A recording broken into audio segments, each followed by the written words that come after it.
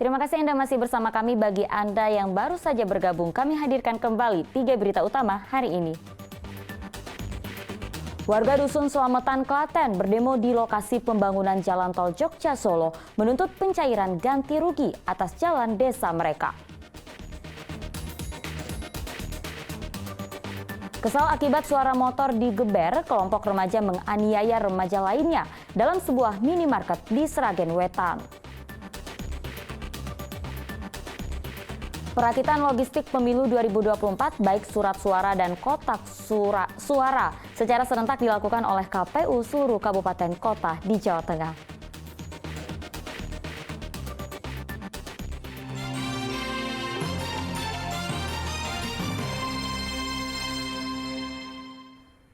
Penganiayaan yang terjadi di sebuah minimarket di Sragen Wetan terekam CCTV.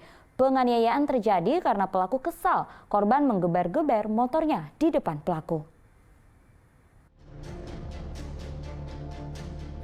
Rekaman kamera CCTV sebuah minimarket di Sragen Wetan 20 Desember 2023 lalu menunjukkan dua pemuda yang hendak berbelanja di minimarket langsung ditarik keluar oleh sejumlah pemuda lain. Para pemuda itu langsung menghajar kedua korban. Karyawan minimarket pun sempat meminta percekcokan diselesaikan di luar minimarket. Korban kemudian melaporkan penganiayaan tersebut ke polisi yang akhirnya menangkap 4 remaja di bawah umur yang melakukan penganiayaan. Hasil penyidikan polisi, pelaku menganiaya korban karena kesal akan ulah kedua korban yang menggeber-geber kendaraannya saat mereka sedang nongkrong di alun-alun Sragen. Keempat remaja ini pun membuntuti dan menghajar korban saat berhenti di minimarket.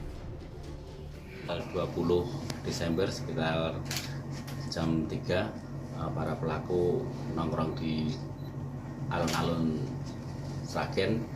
Tiba-tiba korban datang bersama temannya mengendarai motor dan di depan para pelaku motor di player-player. Karena merasa tersinggung, para pelaku mengejar korban sampai di Indomaret. Atas perbuatannya, keempat remaja di bawah umur tersebut ditahan di sel Mapolres Sragen. Mereka dijerat pasal 170 KUHP tentang penganiayaan dan diancam hukuman maksimal 7 tahun penjara. Heri Prasetyo melaporkan dari Sragen. Seorang karyawan pangkas rambut tewas sehari setelah dianiaya 4 orang temannya. Korban dianiaya karena dituduh mencuri uang Rp20.000. Muhammad Agus Mansur, warga desa Morodemak, kecamatan Bonang Demak, ditemukan tewas bersimbah darah di kios pangkas rambut di Jalan Pemuda, kecamatan Demak Kota dengan luka di kepala. Korban pertama kali ditemukan oleh salah satu pelanggannya yang datang untuk potong rambut. Polisi yang melakukan penyelidikan kemudian menangkap 4 teman korban, Slamet, Nauful, Irfan, dan Arif yang bersembunyi di rumah warga di desa Morodemak, lalu menetapkan sebagai tersangka. Menurut polisi, keempat tersangka menganiaya korban dan sempat mengajak keluar korban dengan sepeda motor. Kembali ke tempat pangkas rambut, korban yang tak berdaya dibaringkan ke tempat bilas rambut. Semakin lemas dan tidak ada respon ketika dibangunkan oleh para tersangka. Setelah itu dibawa kembali ke barbershop JAN 37. Setelah sampai di barbershop, korban ditidurkan di tempat cuci keramas. Di tempat cuci keramas dibaringkan di situ. Menurut salah satu tersangka, penganiayaan tersebut terjadi Minggu dini hari. Tersangka berdalih korban telah mencuri uang Rp20.000. Kan dia nyuri. Nyuri apa? Nyuri uang saya 20.000. Apa? Korban nyuri, kamu lihat? Saya kerasa sendiri di gamangi itu. Terus? Saya pulang itu. Betul, korban itu yang nyuri. Iya betul. Terus pukulnya pakai apa? Pakai tangan. Pakai tangan berapa kali? Ya kira-kira 6 kali. Di bagian apa yang dipukul? Kepala. Dalam kasus ini, polisi menyita 1 unit sepeda motor dan pakaian korban. Atas perbuatannya, keempat tersangka dijerat pasal 170 ayat 2 KUHP tentang pengeroyokan hingga korban meninggal dunia dengan ancaman hukuman maksimal 12 tahun penjara. Ali Muftagri melaporkan dari Demak. Berawal dari perkenalan di media sosial, seorang pria menghabisi nyawa seorang perempuan di Banyumas saat bertemu. Bejatnya, tersangka kemudian memperkosa korban yang sudah tak bernyawa.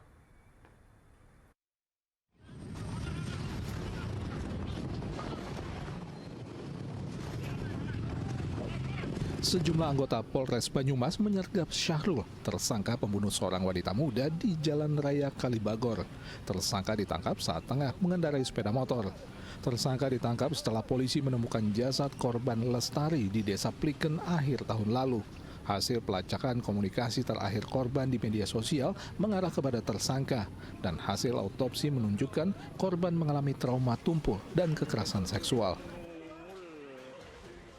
Diduga sebelumnya pelaku melarikan diri ke daerah Yogyakarta. Kami memperoleh kesimpulan bahwa korban meninggal akibat adanya kekerasan, baik secara fisik maupun seksual.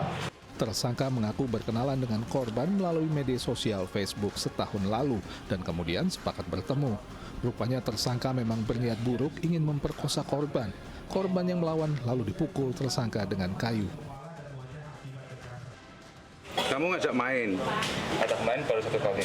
Emang niatan untuk memperkosa itu? Kalau niat ya perkosa, cuman kebetulan dari alun-alun udah kepikiran yang ngeres dan dia nafsu itu. Kamu bunuh itu spontan apa rencanakan?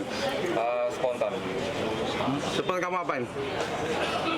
Kamu berarti bunuh dulu baru perkosa ya? Bunuh dulu. Kasus ini terungkap saat warga menemukan jasad korban dengan kondisi setengah telanjang di Desa Pliken tanggal 25 Desember 2023. Tersangka dijerat pasal pembunuhan berencana dengan ancaman hukuman mati. Mardianto melaporkan dari Banyumas.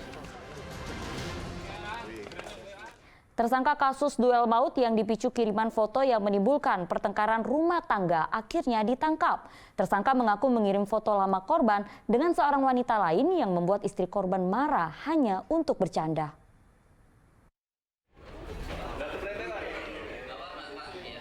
Joko Supriyanto, pria yang menjadi tersangka dalam kasus duel maut di kota Semarang, ditangkap setelah menghabisi nyawa Irfan, tetangga sekaligus sahabatnya sendiri.